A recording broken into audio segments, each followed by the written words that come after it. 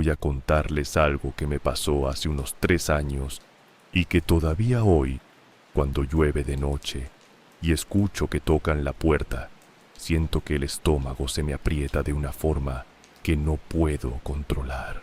No soy persona de andar contando estas cosas. Soy hombre de trabajo, de los que creen en lo que se puede tocar y ver, de los que cuando alguien cuenta una historia de aparecidos, se ríen un poco por dentro, aunque no lo digan. O era así antes, porque lo que viví esa noche me cambió de una forma que no tiene vuelta atrás. Vivo solo en la casa donde crecí. Es una casa grande para una sola persona, de esas casas antiguas con patio interior, paredes gruesas y corredores largos que de noche se sienten más largos todavía. Mis padres murieron hace algunos años, con diferencia de poco tiempo el uno del otro, y mis hermanos se fueron a vivir a otras ciudades cuando formaron sus familias. Yo me quedé. No fue una decisión muy pensada, simplemente fui el que se quedó y con el tiempo la casa se volvió mía de una forma que ya no me imagino viviendo en otro lado. La casa tiene sus cosas, como todas las casas viejas, ruidos en las noches, el madero que cruje, las ventanas que vibran cuando hace viento, la tubería que suena a horas raras. Uno aprende a conocer esos sonidos y a ignorarlos. Después de años viviendo solo en esa casa, yo conocía cada ruido que hacía y sabía exactamente qué era cada uno, sin necesidad de levantarme a revisar. Por eso esa noche supe de inmediato que lo que escuché no era un ruido normal de la casa. Era un martes de madrugada, creo que entre noviembre y diciembre, de esos días donde el frío ya se empieza a sentir de noche, pero todavía no pega duro. Estaba lloviendo desde temprano, una lluvia constante y pareja que golpeaba el techo y las ventanas con ese sonido que a mí normalmente me ayuda a dormir. Me había acostado tarde, como a las 11:30, después de ver algo en la televisión que ni recuerdo qué era.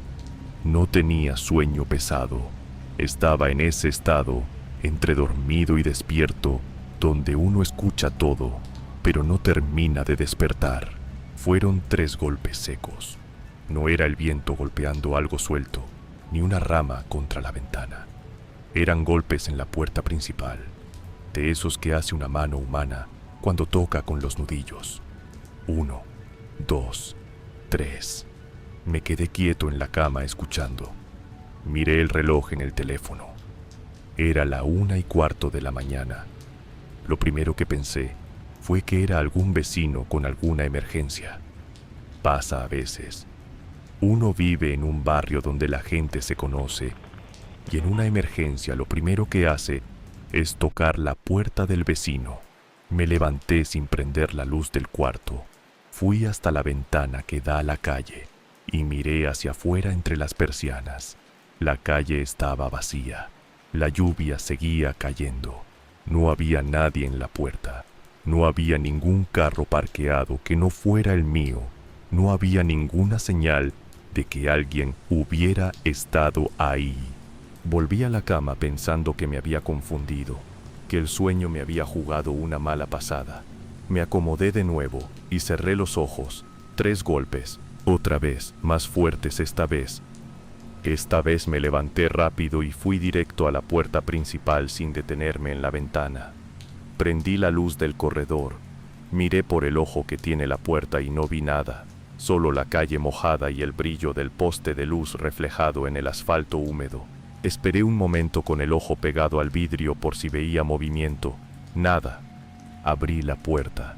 El aire frío de la noche me golpeó la cara de inmediato, junto con el olor a lluvia y tierra mojada. Miré hacia los 2 lados de la calle, vacía.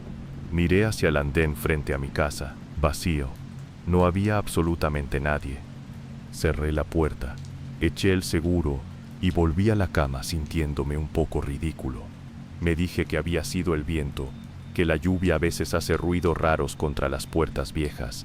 Me tapé hasta la cabeza y cerré los ojos con determinación.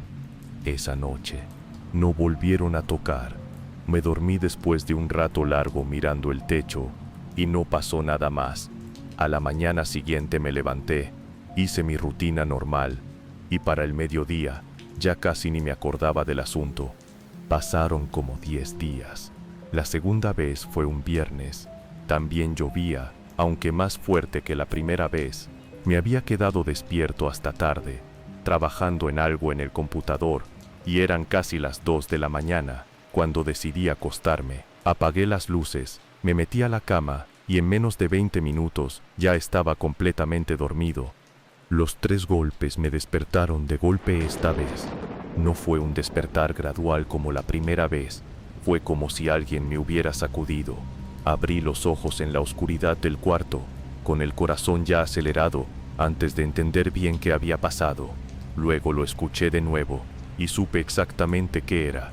3 golpes, los mismos de la otra vez, el mismo ritmo, la misma fuerza, la misma pausa entre uno y otro.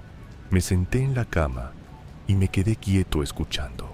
La lluvia golpeaba las ventanas y el viento movía algo en el patio. Miré el teléfono, la 1:58 de la mañana. Esta vez no fui a la ventana primero, fui directo a la puerta. Miré por el ojo de la ventana y ahí fue cuando se me heló la sangre. Había alguien. Era un niño, pequeño, de unos 7 u 8 años, parado justo frente a la puerta bajo la lluvia. Estaba completamente empapado, con el cabello pegado a la cara y la ropa chorreando agua. Llevaba una camiseta clara y un pantalón oscuro, ropa de día, no de dormir, como si hubiera salido de su casa en plena tormenta, sin tiempo de cambiarse.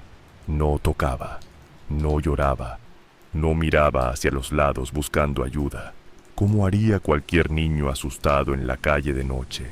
Solo estaba parado ahí, quieto, con la cabeza levemente inclinada hacia abajo y los brazos a los lados del cuerpo. Lo primero que sentí fue lástima. Un niño solo en la calle a las 2 de la mañana bajo esa lluvia. Me salté cualquier otra consideración y abrí la puerta de inmediato. El niño levantó la cabeza cuando escuchó el seguro girar y me miró. Tenía una cara normal, de niño, sin nada extraordinario a primera vista. Ojos oscuros, piel morena, una cortada pequeña vieja en la barbilla que ya estaba cicatrizada. Me miró sin decir nada, sin sonreír, sin ninguna expresión particular. Solo me miró. Le pregunté que qué hacía ahí solo, que dónde vivía, que dónde estaban sus papás. No contestó. Le pregunté si estaba bien, si le había pasado algo. Tampoco contestó. Solo me siguió mirando con esos ojos oscuros sin pestañear, con una calma que no era normal en un niño de esa edad, parado solo en la calle de noche bajo la lluvia. Le dije que entrara, que se mojaba, y el niño entró. Caminó despacio hacia adentro y yo cerré la puerta detrás de él. Lo llevé a la sala, prendí la luz y fui a buscar una toalla al baño. Cuando volví, el niño estaba parado en el centro de la sala, en el mismo lugar donde lo había dejado, mirando hacia la pared del fondo. No se había movido ni un centímetro. Le puse la toalla encima de los hombros y él no reaccionó, no la agarró, no se secó, no dijo nada, solo siguió mirando hacia la pared. Le pregunté cómo se llamaba, nada. Le pregunté si tenía hambre, nada. Me arrodillé frente a él para quedar a su altura y lo miré de frente. Tenía los ojos fijos en algún punto detrás de mí, como si estuviera mirando algo que yo no podía ver. Le puse la mano en el hombro con cuidado y fue ahí cuando noté lo primero que no encajaba. La ropa estaba empapada. La había visto chorrear agua desde la puerta, pero el piso debajo de él estaba seco. Me levanté despacio sin quitarle los ojos de encima y miré el piso a mi alrededor. Mis propios pies habían dejado una huella leve de humedad cuando fui al baño por la toalla.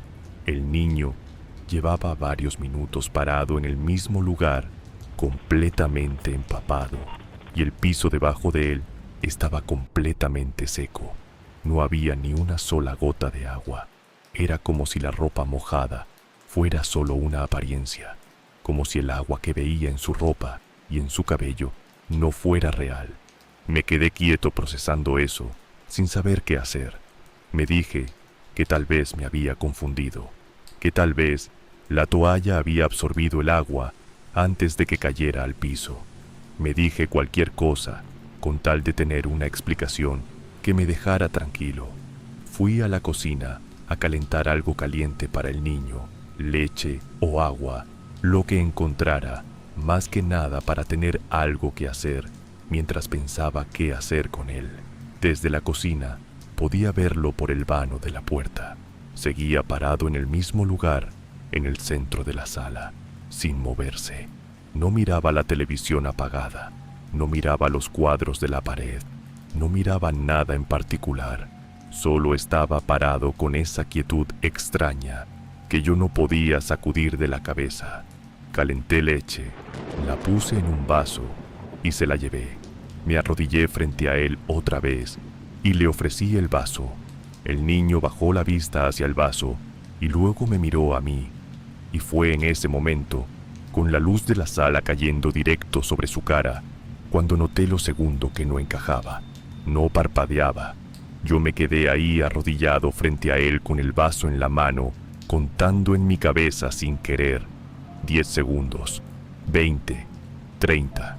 Los ojos abiertos, fijos en mí, sin un solo parpadeo. No era el parpadeo lento de alguien cansado, ni el parpadeo espaciado de alguien distraído. Era una mirada fija, continua, sin interrupción, como la de algo que no necesita parpadear porque sus ojos no se secan. Se me cayó algo por dentro en ese momento, una sensación fría que empezó en el pecho y se me fue bajando hasta el estómago. Dejé el vaso en la mesa de centro sin decir nada y me levanté despacio. El niño siguió mirándome. Agarré el teléfono y llamé a la policía. Les dije que había un niño solo en mi casa, que lo había encontrado en la calle bajo la lluvia, que no hablaba y que no sabía de dónde era. Me dijeron que mandaban una patrulla, que esperara. Colgué y me quedé de pie en la cocina, mirando al niño desde lejos. Él seguía en el centro de la sala, sin haberse movido desde que entró. La toalla había resbalado de sus hombros al piso, y él no había hecho ningún movimiento para sostenerla. Estaba exactamente igual que cuando entró, con la ropa aparentemente empapada, y el piso debajo de él completamente seco. Entonces, el niño habló. No fue una palabra ni una pregunta. Fue una sola frase, dicha en voz baja y pareja, sin emoción, sin inflexión, como alguien que repite algo de memoria. Me dijo que no debía abrir la puerta. Me quedé paralizado. No fue un susto de esos que te hacen gritar o saltar. Fue un frío que se me metió por dentro y me dejó sin poder moverme, sin poder hablar, sin poder hacer nada más que quedarme ahí parado mirándolo. El niño no repitió la frase, no me miró diferente después de decirla. Simplemente volvió a esa quietud extraña de antes, los ojos fijos en mí, sin parpadear, con esa calma que desde el principio no había sido normal. Intenté hablar y la voz no me salió bien la primera vez. Tuve que carraspear y volver a intentarlo. Le pregunté qué había dicho. El niño no contestó. Le pregunté que por qué no debía abrir la puerta. Nada. Como si no hubiera dicho nada, como si yo hubiera escuchado mal, como si esa frase nunca hubiera salido de su boca. Me alejé despacio hacia el corredor sin darle la espalda, como uno hace instintivamente cuando algo le genera miedo, aunque no sepa bien por qué. Me apoyé contra la pared del corredor y me quedé mirándolo desde ahí. El niño seguía en el centro de la sala sin moverse. Pasaron varios minutos que se sintieron mucho más largos. La lluvia seguía golpeando el techo. Yo miraba al niño y el niño me miraba a mí y ninguno de los dos decía nada. Y ese silencio era el peor de todos, porque estaba lleno de algo que yo no sabía nombrar. Entonces, escuché que tocaban la puerta. No fueron 3 golpes esta vez. Fue un golpe único, seco y fuerte, como el puño cerrado de un adulto contra la madera. Y luego, una voz del otro lado, una voz de hombre, grave, que dijo una sola cosa. Dijo que le devolviera al niño. Se me erizó todo el cuerpo de golpe. Miré al niño en la sala. Él había girado la cabeza hacia la puerta con una lentitud que no era natural, como una figura mecánica girando sobre un eje. Y por primera vez, desde que había entrado a mi casa, vi una expresión en su cara. Era miedo. Ese miedo en la cara del niño me confundió más que cualquier otra cosa que había pasado esa noche, porque hasta ese momento yo era el que tenía miedo. Yo era el que no entendía nada. Yo era el que estaba buscando explicaciones. Pero ver miedo en ese niño, que hasta ese segundo había sido completamente inexpresivo, me revolvió todo por dentro. No supe qué hacer. Me quedé paralizado en el corredor mirando al niño que miraba a la puerta y escuchando la lluvia y ese silencio pesado que había quedado después de la voz. El golpe sonó de nuevo, más fuerte. La puerta vibró y la voz otra vez. El mismo tono grave, sin apuro, sin desesperación, como alguien que está completamente seguro de que va a conseguir lo que quiere. Dijo que sabía que estaba adentro, que abriera. Fui al teléfono y llamé de nuevo a la policía. Les dije que había alguien tocando mi puerta, que no sabía quién era, que necesitaba que llegaran rápido. Me dijeron que la patrulla ya venía en camino, que en pocos minutos llegaba, que no abriera la puerta. Colgué y miré al niño. Él había dado 2 pasos hacia atrás desde el centro de la sala y estaba ahora con la espalda casi pegada a la pared del fondo, los ojos fijos en la puerta, esa expresión de miedo todavía en la cara. Era la primera vez que se movía desde que había entrado y esos 2 pasos hacia atrás me dijeron más que todo lo que no había dicho en toda la noche. Le pregunté en voz baja quién era el que estaba tocando. El niño me miró un segundo y luego volvió los ojos a la puerta sin contestar. Le dije que no iba a abrir, que ya venía la policía, que estuviera tranquilo. No sé si me escuchó o si le importó lo que dije. Siguió mirando la puerta con esa expresión que yo nunca había visto en un niño y que espero no volver a ver. No era el miedo de un niño asustado por la oscuridad o por un ruido. Era algo más profundo, más viejo, como el miedo de alguien que sabe exactamente qué hay del otro lado y exactamente qué puede pasar. Los golpes pararon. El silencio que vino después fue peor que los golpes, porque mientras golpeaban, yo sabía dónde estaba esa voz, sabía que seguía del otro lado de la puerta. Pero cuando paró el silencio, me dijo que podía estar en cualquier parte. Me fui despacio hacia la ventana que da al patio lateral de la casa, la que tiene una reja, pero que desde adentro permite ver hacia la calle por el costado.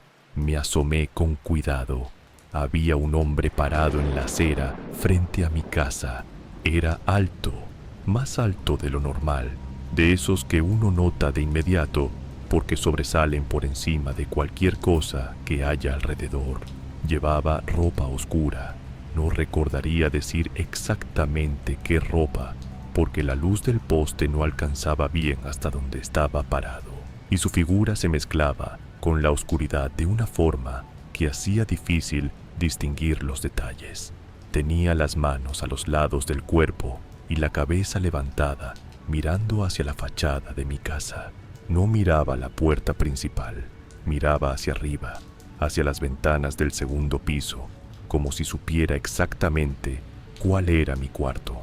La lluvia seguía cayendo encima de él y él no se movía, igual que el niño cuando estaba parado en la calle antes de que yo abriera. Esa misma quietud que no era natural, esa misma sensación de algo que puede quedarse ahí toda la noche, sin cansarse, sin importar el frío, ni el agua, ni el tiempo que pase. Me aparté de la ventana y volví al corredor. El niño seguía pegado a la pared del fondo de la sala, mirando la puerta. Le dije en voz baja que había un hombre afuera, que no iba a abrir, que la policía estaba llegando. El niño me miró cuando dije eso, y por primera vez en toda la noche, abrió la boca para decir algo más que aquella frase. Me dijo que el hombre de afuera no era un hombre. Se me apretó la garganta. Le pregunté que qué era entonces. El niño dudó un momento, como si estuviera buscando la palabra correcta, o como si no estuviera seguro de si debía decírmelo. Luego me dijo que era lo que viene cuando uno deja una puerta abierta demasiado tiempo.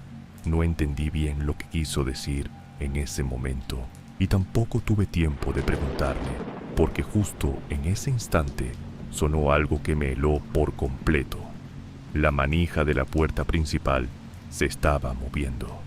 No era un golpe, no era una voz, era el sonido lento e inconfundible de una manija girando de un lado a otro, de alguien del otro lado probando si la puerta estaba asegurada o no. Giró una vez, paró, giró de nuevo más despacio, como tanteando. Me fui directo a la puerta y empujé el seguro adicional que tiene arriba. Ese cerrojo viejo que casi nunca uso porque la cerradura principal siempre me había parecido suficiente. Lo empujé con fuerza hasta que sentí que encajó bien y me quedé ahí, pegado a la puerta con las manos apoyadas en la madera, sintiendo las vibraciones del otro lado. La manija dejó de moverse. Silencio. 30 segundos. 1 minuto.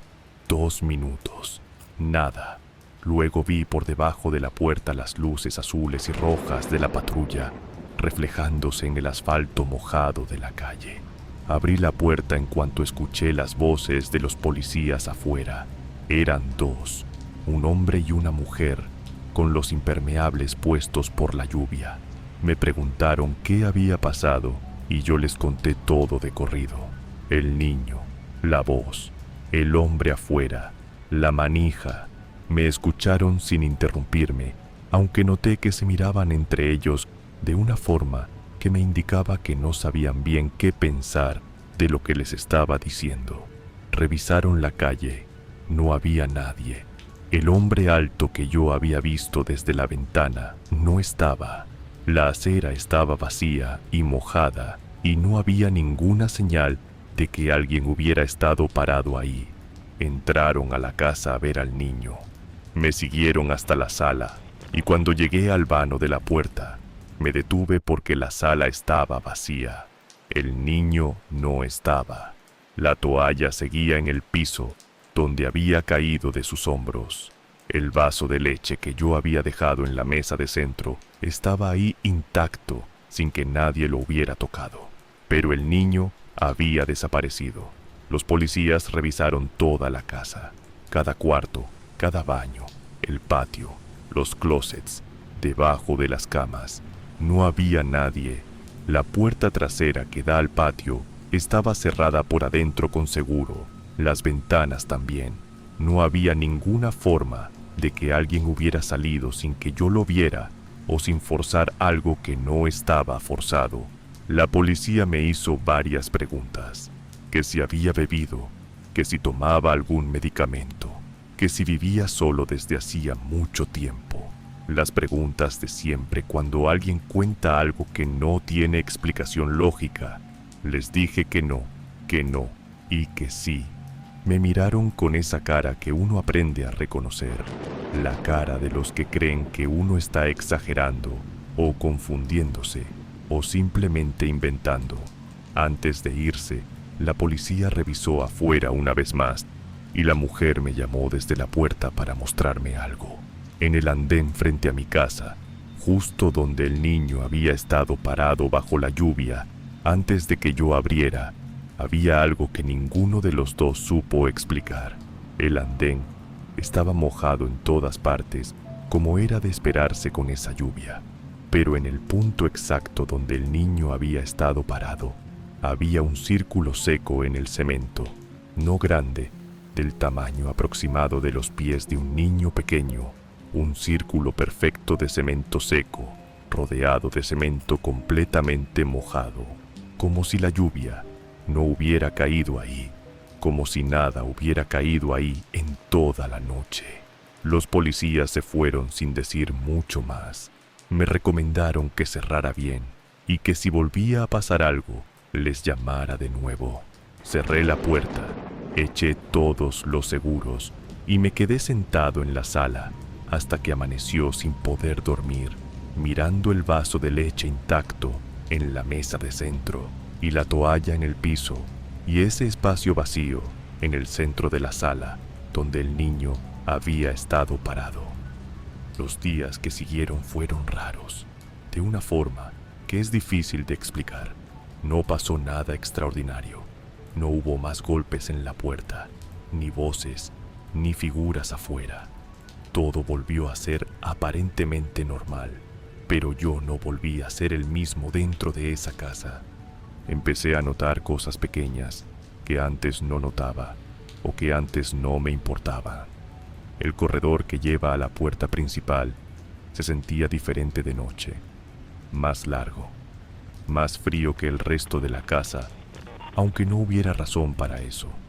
El ojo de buey de la puerta que antes yo usaba, sin pensarlo dos veces, ahora me generaba una resistencia extraña, como si una parte de mí no quisiera acercarse a mirar por él, porque no estaba seguro de qué iba a haber del otro lado.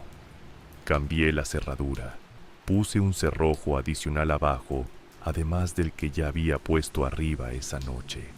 Le conté a un amigo cercano lo que había pasado, el único al que le conté, porque sabía que no me iba a juzgar.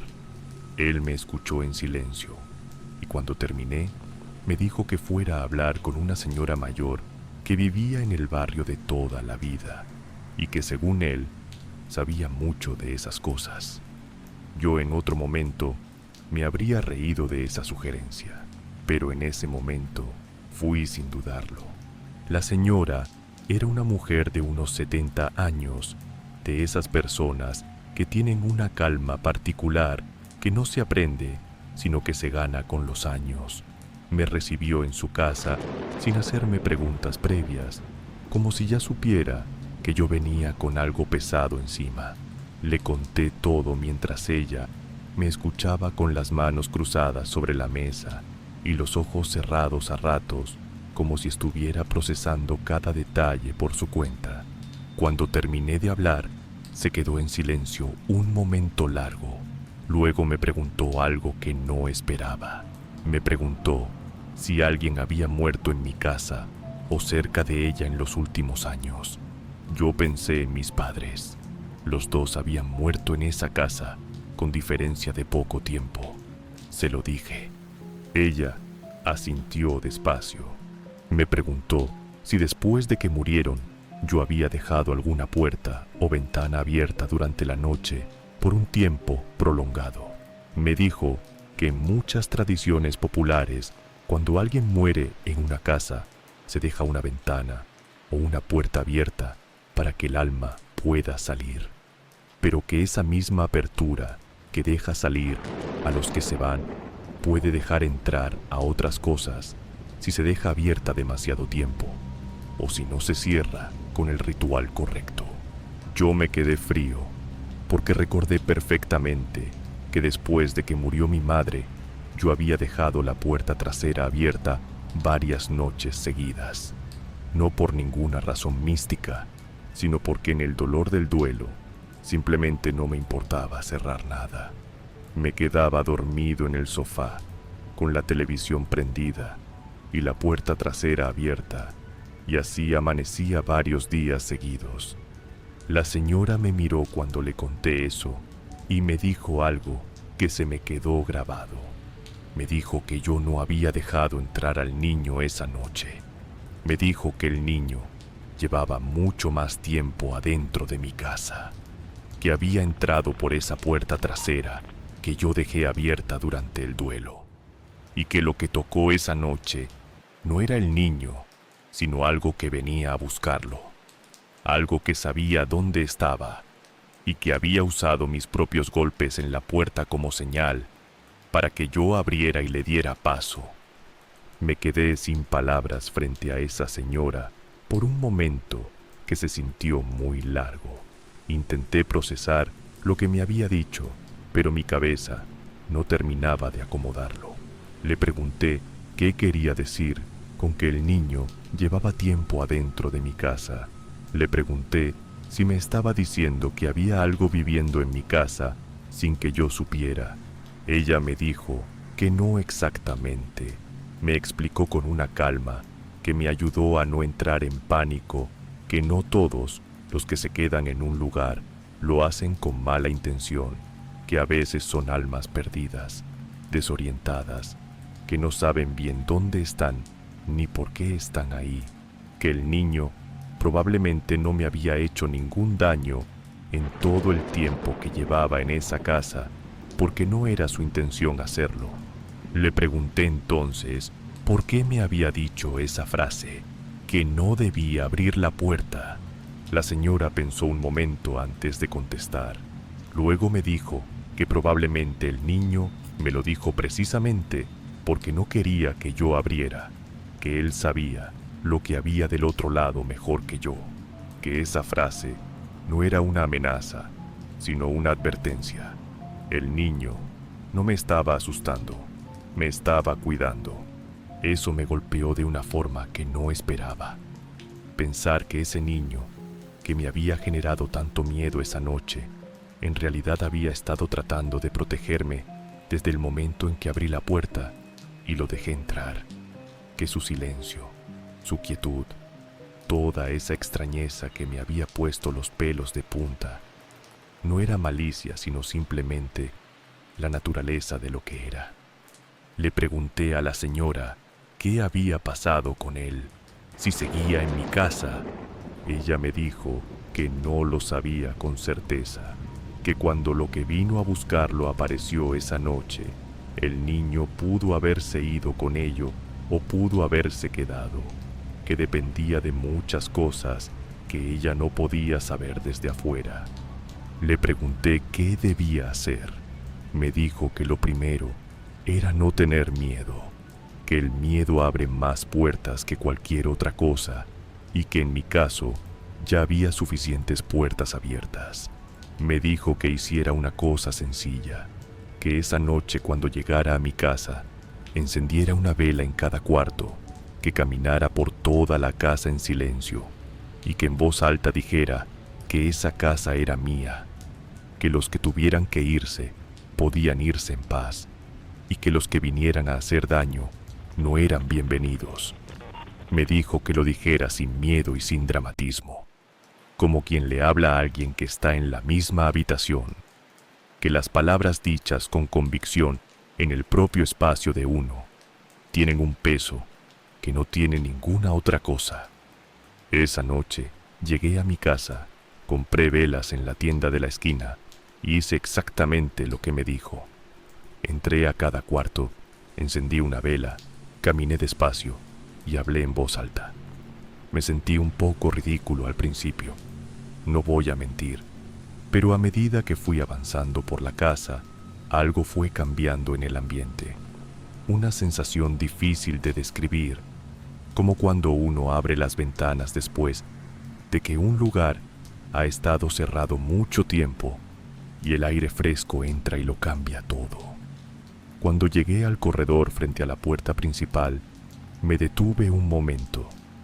Miré la puerta, la misma puerta donde 3 semanas antes había visto a ese niño empapado parado bajo la lluvia. Y sin saber bien por qué le hablé a él directamente. Le dije que si seguía ahí, que podía irse tranquilo, que yo estaba bien que no necesitaba que me cuidara más. Me quedé un momento en silencio esperando algo, sin saber bien qué. No pasó nada extraordinario. No hubo voces ni luces, ni ninguna señal dramática. Solo el silencio normal de la casa y la llama de la vela moviéndose levemente sin que hubiera viento. Desde esa noche no volvió a pasar nada. No más golpes en la puerta. No más voces. No más figuras afuera bajo la lluvia.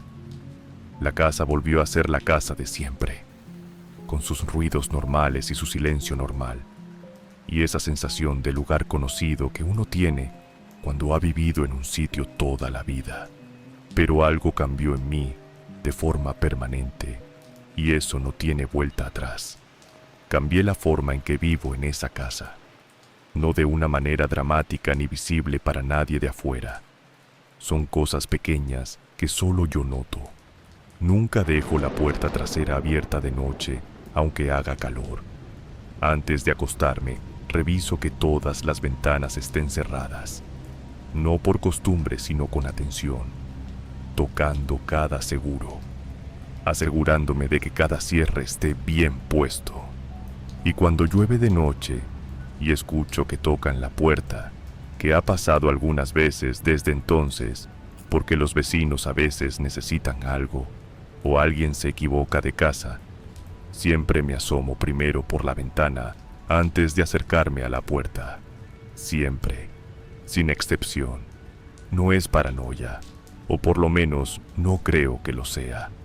Es más bien el tipo de precaución que uno desarrolla cuando aprende de primera mano que hay cosas que no se explican y que la única defensa real que uno tiene frente a ellas es la atención. Estar despierto, estar presente, no abrirle la puerta a lo que no conoce sin antes saber qué hay del otro lado. Pensé muchas veces en el niño después de esa noche. Me pregunté quién había sido, qué historia cargaba, por qué estaba en mi casa y no en otra. Nunca encontré respuestas concretas y llegué a un punto donde dejé de buscarlas porque entendí que algunas preguntas no tienen respuesta y que insistir en ellas es una forma de no dejar ir algo que ya pasó. Lo que sí hice fue ir a visitar a la señora del barrio unas semanas después para contarle que había hecho lo que me dijo y que todo estaba tranquilo. Ella me recibió igual que la primera vez, con esa calma que tenía, y cuando le conté que había hablado en voz alta en cada cuarto y que le había dicho al niño que se podía ir tranquilo, sonrió levemente y me dijo que había hecho bien. Le pregunté si creía que el niño se había ido. Me dijo que sí, que cuando uno le habla algo con respeto y sin miedo generalmente escucha, que las almas perdidas no buscan confrontación, sino reconocimiento, que a veces lo único que necesitan es que alguien les diga que puede irse, que está bien, que ya no tiene que quedarse. Eso me quedó resonando mucho tiempo, la idea de que algo puede quedarse atrapado en un lugar simplemente porque nadie le ha dicho que puede irse, que el único permiso que necesitaba ese niño para marcharse era que alguien se lo diera. No sé si creo en todo lo que la señora me explicó esa tarde. Soy todavía en muchas formas el mismo hombre práctico que era antes de esa noche, pero ya no soy el que se ríe por dentro cuando alguien cuenta una historia que no tiene explicación lógica, porque yo tengo la mía y sé lo que viví y sé que ninguna explicación que me han dado hasta hoy la cubre completamente. Lo que sí sé con certeza, lo único de lo que estoy completamente seguro, es esto. Esa noche debí haber mirado por la ventana antes de abrir la puerta, no porque el niño me fuera a hacer daño, eso ya lo entendí después, sino porque abrir una puerta sin saber qué hay del otro lado es siempre una invitación, y las invitaciones no distinguen entre lo que uno quiere dejar entrar y lo que no. Mi madre me lo decía desde chico: nunca abras la puerta si no sabes quién es. Yo tardé 40 años en entender por qué.